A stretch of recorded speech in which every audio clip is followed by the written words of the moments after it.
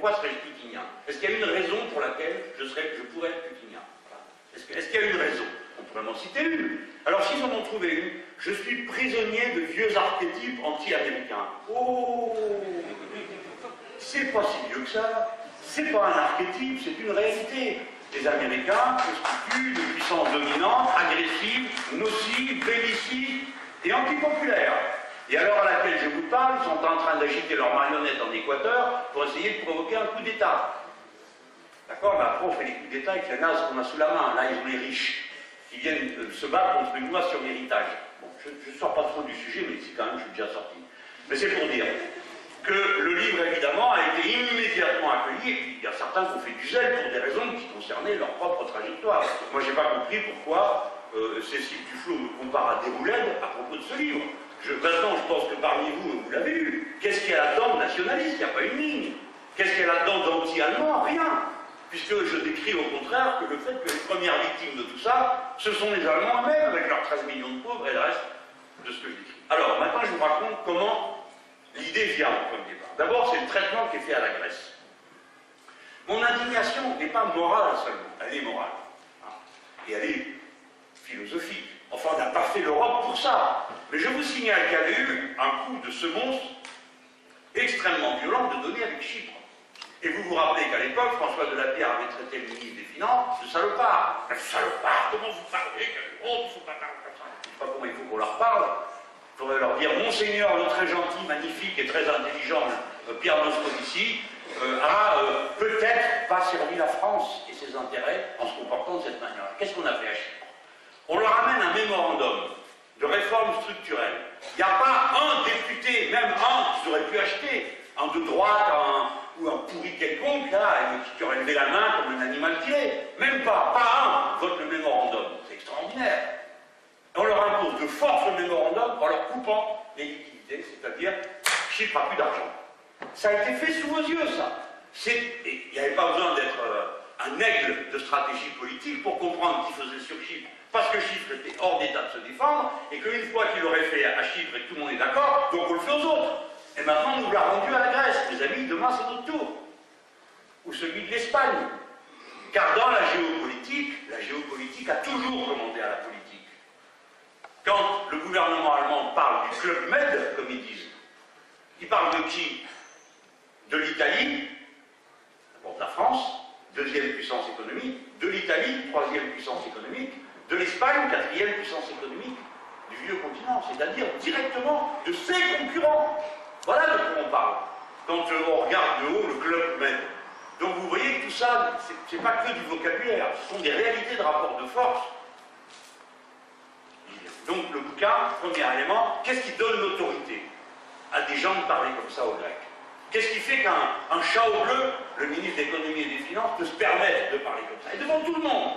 C'est que quelque part, un argument de propagande est passé, c'est qu'il y a un modèle qui marche. Une bonne façon de faire de l'économie, une bonne façon de faire tourner un pays, c'est le modèle allemand. Et on nous a saoulés avec le modèle allemand.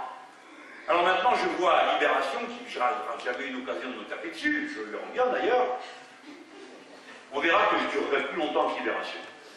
Et bon, on dit, oui, il n'y avait pas besoin, on l'avait déjà dit. Ben, très bien, si on l'a déjà dit, pourquoi m'engueuler? C'est le rôle d'un responsable politique, me semble-t-il, de faire des synthèses et de les proposer comme des objets politiques. Donc, si tout le monde est d'accord pour dire que c'est une imposture, je m'étonne qu'on s'en prenne à moi aussi violemment, et surtout qu'on se soit tu avec autant de zèle quand des gens comme François Hollande va au congrès du SPD et dit « Vous avez fait des bonnes réformes en Allemagne de M. Schröder, il faudrait qu'on les fasse en France. » Et tout le monde acclame ce réalisme. Et quand Nicolas Sarkozy dit moi je fais le truc qui marche en Allemagne, et puis après il rentre à la maison, il va au meeting, il raconte n'importe quoi. Il dit nous on n'a pas inventé la Shoah, nos enfants ils n'ont pas envie d'aller en Allemagne, ils vont en Angleterre. C'est pas moi qui ai dit ça. Moi il n'y a rien de tout ça dans mon livre. Rien, c'est lui. Mais là c'est délicieux. C'est poli, c'est modéré. Et pareil, alors c'était le concours d'imbécilité. Le journal Le Monde qui me... Mélenchon, enfin c'est insupportable, il dessert sa cause avec ses excès. Il dit que le gouvernement allemand déporte les personnes âgées. Mais oui, c'est vous qui avez écrit le journal Le Monde, c'est pas moi. Je l'ai lu dans votre journal. Et c'est un syndicaliste allemand qui a parlé de déportation. Voilà comment on retourne. Évidemment, pourquoi? Parce que ce que je mets en cause, moi, à travers le modèle allemand, c'est le modèle capitaliste, productiviste. Eux, ils veulent bien dénoncer tout ce qu'on veut, sauf ça. Et si vous touchez au modèle allemand, vous touchez à la logique d'ensemble du modèle de construction européenne et de ce qu'ils essayent de faire dans chacun de leurs pays. Ce qui donne de l'autorité à un chat aux bleus et aux autres, c'est qu'on pense que le système marche. Donc, premier élément, ceci est un objet de décontamination, désintoxication. Donc, quand j'ai fait, je vais vous raconter comment j'écris mes livres, je fais un plan. En général, je commence par écrire des trucs dans mon blog, et puis quand je chante ces murs, hop, ça y est, je fais une synthèse. Je fais un plan, on découpe en chapitres, on en ramasse des fiches, on fait tout ce qu'il faut, et puis à la fin, moi je rédige. Et puis, quand j'arrive à la fin, je décide, des fois je change complètement l'ordre. Hein. Alors je pose mes piles par terre, et je les change de place, parce que j'y arrive pas dans l'ordinateur avec le cadran, l'écran, qui est trop petit. Et donc je me suis dit, moi, normalement, lors de l'exposé logique, c'est je commence par vous expliquer ce qu'est le cœur de la politique du gouvernement allemand et pourquoi et comment. Et après, bon, j'ai commencé à l'inverse, j'ai commencé par l'écologie, pour vous montrer le bilan désastreux de tout ça. Alors évidemment, il y a un ton qui est moqueur. Le livre commence en disant, ceci est un pamphlet, pas un ouvrage savant. Parce que je suis modeste.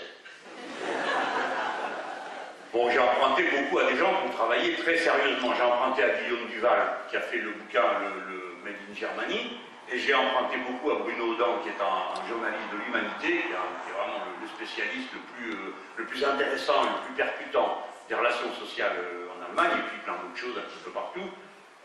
Dans les livres des uns et des autres, je reconnais que c'était une recherche intéressée. Je cherchais ce que je voulais trouver, comme disait Picasso. On ne cherche pas, on trouve. Donc je commence par l'écologie pour vous montrer, parce que bon, ça part d'une image un peu piquante, on s'imagine les Allemands en train de respirer l'air pur dans leur forêt de sapin qui viennent appliquer que leur bagnole, hein, et j'ai dit, bah tout ça c'est une légende, ça n'existe pas. Bon voilà le bilan du modèle écologique allemand. Ben, c'est l'agro-business, c'est quand même eux les inventeurs des systèmes d'élevage de masse, des fermes de 1000 vaches et ainsi de suite. Pour vous dire, je vous raconte quelque chose qui est presque un secret de fabrication. J'avais mis les vaches en camp de concentration. Et mes collaborateurs m'ont dit, tu ne peux pas faire ça. Parce que ça va encore faire des histoires qu'on ne va pas contrôler, donc il faut mettre autre chose. Bon, très bien, on enlève. Je comprends que ça puisse choquer, donc je comprends que ça puisse vraiment choquer. Donc j'ai mis les vaches en boîte à sardines. Apparemment, ça choque moins. Les sardines n'ont pas tant d'avis que ça, finalement. Bon, bref, personne n'en a dans sa famille. Voilà. Alors, je montre le rôle de l'agro-business, je montre comment c'est eux les inventeurs du manger dégueulasse, la malbouffe à pas cher, quelle boîte ça concerne, et puis je montre le poids de l'industrie chimique allemande, où ils ne se sont même pas donné le mal de changer ni les propriétaires, ni les noms, ni les actionnaires, de ceux qui avaient inventé tout ce qui a servi à tout ce que vous savez pendant la guerre. Et ce sont les deux grands groupes chimiques allemands qui, aujourd'hui, sont ceux qui poussent aux OGM. C'est eux qui ont fait pression jusqu'à ce que l'Europe autorise les OGM. Parce qu'ils mettent des cultures OGM en circulation qui nécessitent des quantités et en quelque sorte libèrent l'usage des pesticides. Alors nous on entend dire, ah ben non, on fait des OGM pour qu'il n'y ait pas de pesticides. Erreur totale. Ils font des OGM qui rendent certaines espèces résistantes aux pesticides. Ce qui veut dire que les autres ne le sont pas, donc on les arrose à mort. Et quand on les arrose à mort, on ne détruit pas sa propre culture. Ça, c'est ça le système. Bon, je vais aller vite parce que sinon il y en a pour 2 heures. Mais c'est donc, premier élément, les éléments du vécu. Et puis évidemment, je prends le fait qu'ils ont arrêté le nucléaire pour passer au charbon. Et le charbon, le pire de tous, le lignite.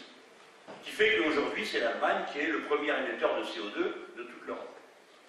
Le deuxième échec, la deuxième imposture, hein, donc ce n'est pas un modèle écologique d'organisation de la société, ce n'est pas non plus un modèle social. Mais ça c'est pareil, ils ont du mal à le croire. Vous leur dites, ne le crois pas. Quand je dis qu'il y a des jobs à 1 euro en Allemagne, il y a plein de gens qui ne croient pas que c'est vrai. Ils croient que j'exagère. Non, à 1 euro. Si vous avez refusé une offre d'emploi, vous êtes obligé, sinon vous perdez toutes vos prestations sociales, d'accepter un job, fût-ce à 1 euro. Et il y a des jobs à 1 euro. Vous allez travailler pour 1 euro de l'heure. Voilà. Évidemment que ça provoque un effondrement de la rémunération moyenne, et c'est comme ça que vous pouvez avoir dans le même pays des gens qui viennent faire tourner des abattoirs à 3 euros de l'heure, des gens qui à côté travaillent à 1 euro, et des 12 millions de pauvres.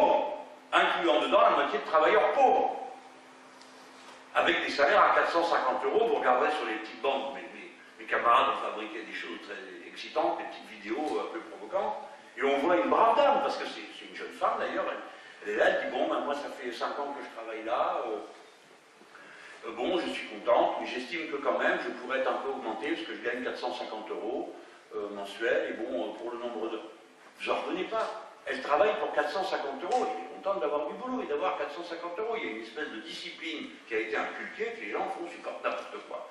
Évidemment, c'est l'emploi féminin qui est le plus maltraité, c'est dans toute l'Europe, mais là, ça prend une tournure particulière, parce que dans l'échec, là, j'évoque très rapidement le niveau de la rémunération sociale, on a expliqué comment ça s'est fait, et l'autre échec, c'est évidemment, à quoi vous jugez du succès d'une société? Si vous êtes les marioles de commentateurs économiques de la radio, de la télé, de la presse écrite, c'est ils ont vendu des grosses bagnoles, des voitures, des machines-outils, parce que le but dans la vie, c'est de vendre des voitures, des machines-outils. Vous-même, la nuit, vous vous couchez en disant comment vais-je vendre des bagnoles, des machines-outils. Le dimanche, vous êtes là, nostalgique, pensant aux bagnoles que vous allez vendre. Qu'est-ce que c'est que cette vision du monde? Il y a des petites choses simples, des petits bonheurs simples. C'est justement cela qui sont refusés. Et moi, je continue à considérer que le problème de la natalité a à voir avec l'idée qu'on sait du futur et du bonheur. Alors, comme on m'a posé toutes les questions, y compris les plus offensantes, on m'a dit « Ah, vous êtes devenu nataliste !» En quoi vouloir avoir des enfants, c'est être nataliste? Non, être nataliste, c'est obliger les gens à avoir des enfants quand ils n'ont pas envie, surtout les femmes, hein, ou vouloir, je ne sais pas quoi, fixer des quotas de nombre d'enfants par femme. Avoir des enfants, ça paraît être une aspiration que tout le monde ne partage pas, mais qui est assez naturelle. Et vous avez le droit de vous interroger dans une société, il y a plus de gens qui meurent que de gens qui naissent. Alors c'est ça leur situation. Et c'est pas moi qui le dis, c'est eux. À la une de Spiegel qui dit une nation est en train de mourir, parce qu'à chaque fois qu'ils ont des statistiques, c'est déplorable. Et quand vous regardez ce que le standard de vie moyen, là je persiste, hein, mais avec bonheur, ben voilà, tous les ans il y a 25 000 jeunes Allemands qui quittent l'Allemagne. Pourtant c'est le pays le plus riche, il y a du boulot pour tout le monde, nanana, mais ils bon. Apparemment, ça leur convient pas. D'accord, j'ai exagéré. J'aurais pas dû dire, mais personne n'aurait fait attention à ce que je disais. Comme je l'ai dit une fois, j'ai dit qui a envie d'être allemand? Pas les Allemands eux-mêmes, ceux qui sont s'en vont, et les autres qui naissent pas. Ben bon, c'est une des façons de percer le blindage. Vous faites une blague comme ça, alors il y a eu ma photo partout dans la presse allemande pour que tout le monde comprenne bien. Alors j'ai les cheveux comme ça sur la tête, j'ai la bouche ouverte comme ça, et les mains encrochées, je sais pas où ils m'ont eu comme ça, mais c'est facile à faire. Alors comme ça, tout le monde comprend bien, même l'imbécile de base, il comprend que je suis vraiment un Français dégoûtant, et en rouge, ce qui explique même.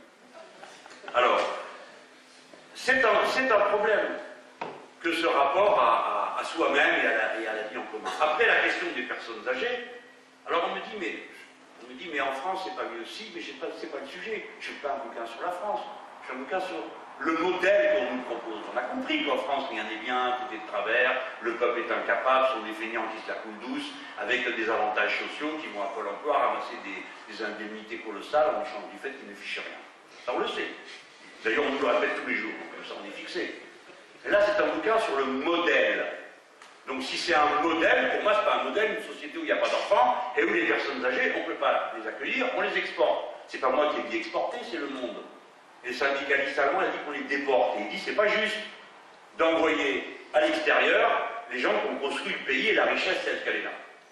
Là aussi, j'essaye d'aller le plus vite possible.